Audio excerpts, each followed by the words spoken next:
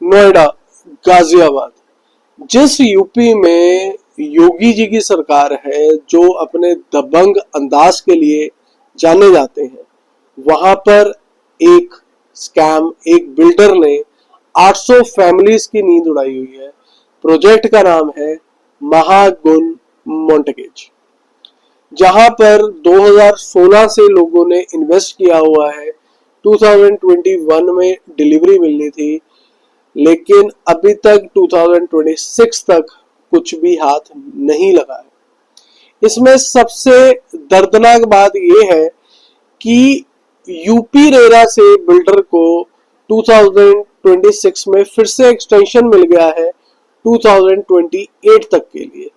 लेकिन वो बायर की क्या गलती है जो 2021 के लिए पैसा दिया जिसने, और जो अभी रेंट भी भर रहा है और ईएमआई भी भर रहा है। ये मैं अभी इस वीडियो में आपको बताऊंगा। वीडियो शुरू करने से पहले जय हिंद दोस्तों, मेरा नाम है Ankur Malhotra. Welcome to the new video of our channel money with Ankur. This is episode number 28 of financial scams of India. Let's get started. सबसे पहले तो आप सोचिए कि आप अपने लाइफ की पूरी सेविंग आप लगा देते हैं घर में। हमारे देश में ऐसा ही होता है, घर सबको अपना चाहिए और होना भी चाहिए। लेकिन 800 फैमिलीज ने 2016 में अपनी लाइफ भर की सेविंग और बैंक से लोन लेके इस प्रोजेक्ट में इन्वेस्ट किया, जिसका नाम है महागुन मोंटेगेज। पर 2026 तक अभी सिर्फ उन्हें दीवारें ही दिख रही हैं। होम स्वीट होम तो दूर की बात है, अभी तो सिर्फ दीवारों का ही काम दिख रहा है। ये उनके लिए एक फाइनेंशियल नाइटमेयर रहा। लेकिन पैसा आ गया, लेकिन पैसा गया कहाँ? ये प्रोजेक्ट 10 साल तक भी पूरा क्यों नहीं हो सका, ये मैं आगे भी आपको आगे डिकोड करता हूँ।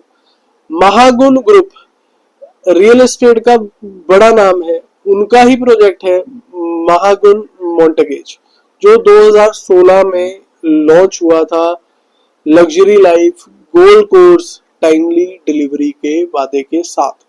ओरिजिनल डेडलाइन थी 2021, लेकिन कंस्ट्रक्शन अभी तक सिर्फ 40% ही हुई है। यूपी रेरा से 4 बार एक्सटेंशन लेकर अपडेट जून 2028 तक खींची जा चुकी है। 12 साल का इंतजार। अब दिक्कत यहाँ पर सिर्फ इंतजार नहीं है, दिक्कत यहाँ पर ये है कि लोग जिन्होंने बुक कराया वो रेंट भी भर रहे हैं और इसकी ईएमआई भी भर रहे हैं। तो अब बायर क्या कर रहा है? वो अपनी करंट का रेंट भी दे रहा है और ईएमआई भी दे रहा है। ये तो उनके लिए एक तरीके से स्लो पॉइजन हो गया। अब जो बिल्डर है इसमें महागुन इंडिया, मैनेजमेंट का कहना ये है कि एनजीटी ऑर्डर और फंड्स की कमी की वजह से ये अभी तक नहीं बना है। पर बायर का सवाल बिल्कुल जेन्युइन है कि हमारा पैसा कहाँ गया। रेगुलेटरी गैप्स, यूपी रेरा ने एक्सटेंशन तो दी, पर क्या फिजिकल प्रोसेस चेक करी? अभी तक प्रोग्रेस सिर्फ 40% ही हुई है। रिसेंट ट्विस्ट, अगस्त 2025 में महागुन के खिलाफ इंसॉल्वेंसी शुरू की गई। अब 256 करोड़ के डिफॉल्ट पर कार्रवाई हो रही है। लेकिन नवंबर 2025 में एनसीएलएटी ने उसे स्टे कर दिया।